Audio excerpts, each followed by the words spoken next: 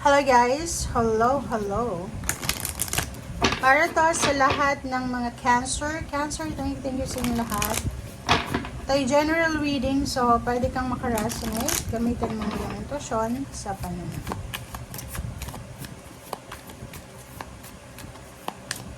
Okay, so ito yung angel's message, timeless. So, ako minsan, mas sobrang attached ako. Reverse siya. Okay, reverse na you're stronger than you know. So, nakikita ko may mga Cancer na posibleng nawawalan kayo ng pag-asa.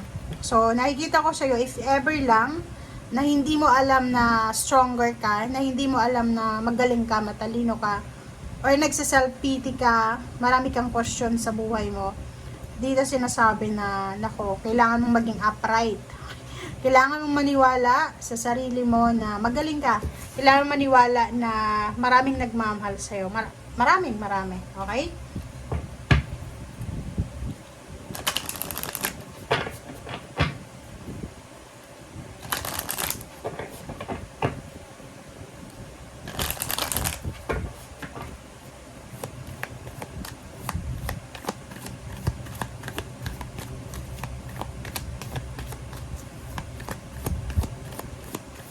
Okay. Cancer.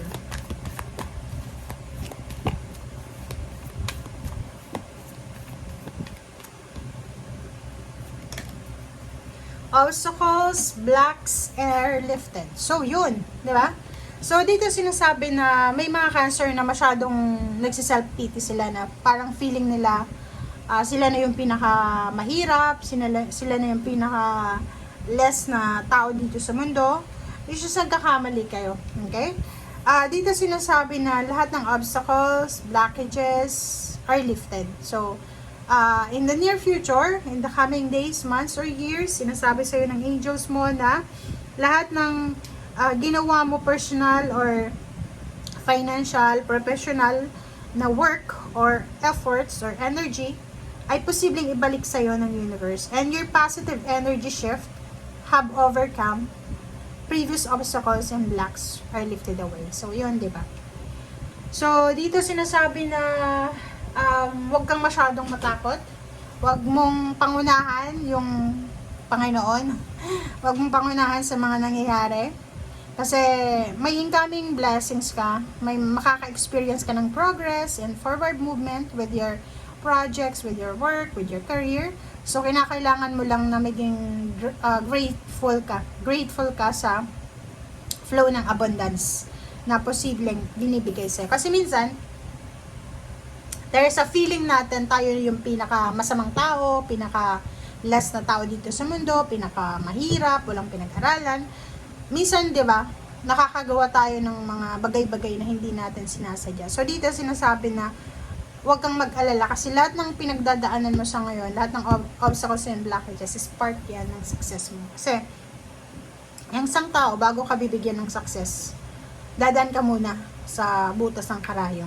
Di ba? So, hindi madali yung pagiging successful. And, yung success, meron yan na mga test na kailangan natin na i-overcome. So, which is, sinasabi sa'yo dito, huwag kang matakot. Magtiwala ka sa sarili mo na anumang pinagdadaanan mo ngayon na obstacles and challenges, blockages, ay mawawala din yan sa tamang panahon. Diba? So, ganun lang yun eh. Walang pagsubok na hindi makukuha natin na magpagtagumpayan. Okay? And maniwala ka sa kakayahan mo. And at the same time, maniwala ka na kaya yan ibinigay sa'yo dahil kaya mo. Naniniwala ang Panginoon na matatag ka, na magaling ka, parang ganun. Okay. Cancer, King of Fire, and then, wow, diba oh? Atong Nine of Water na to, sinasabi ng barahan na obstacles and blockages are lifted. Because why? Because why talaga? Wishes, dreams, happiness are fulfilled.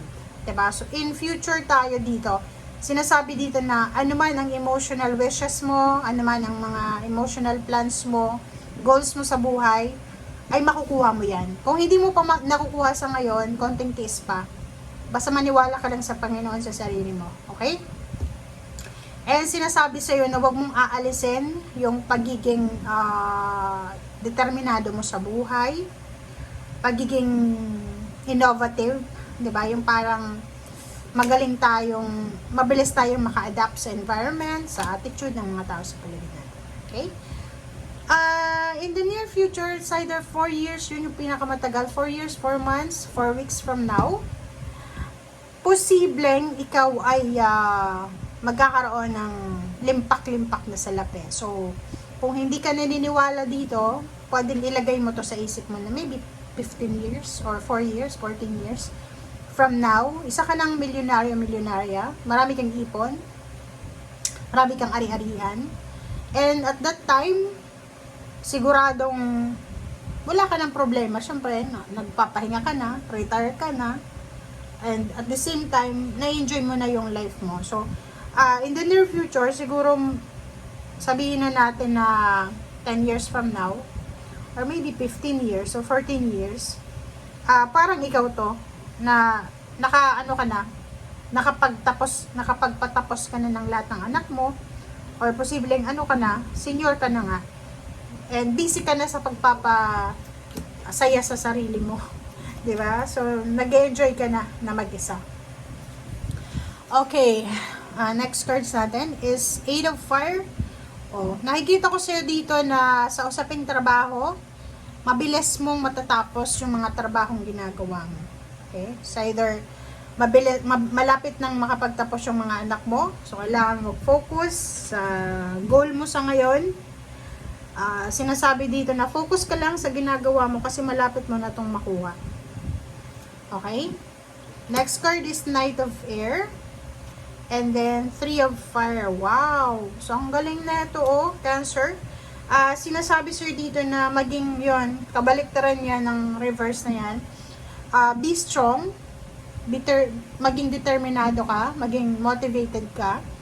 Dahil sinasabi sir dito na incoming na yung expansion ng goals and dreams and vision mo. So, tama yung first card mo, Makikita ko sir dito na sa ngayon, as much as possible, mag-adjust ka muna sa environment mo, sa mga tao sa paligid mo. Kasi, gano'n naman talaga kung bago ka sa trabaho, magkakaroon ka ng mga obstacles and challenges, bago ka sa lugar, bago ka sa relationship, gano'n talaga pagbago. But, yun nga yung sinasabi sa iyo na in the end, talagang makukuha mo yung expansion ng goals and dreams mo. Okay? Yung ending, nasa iyo pa rin yung success. Ganun naman talaga, di ba? Lahat tayo dadaan sa pagsubok. Pero yung end niyan is positive na siya. Okay? Wow! Thank you guys for watching. Ito para sa lahat ng Cancer. Thank you, Cancer. Bye!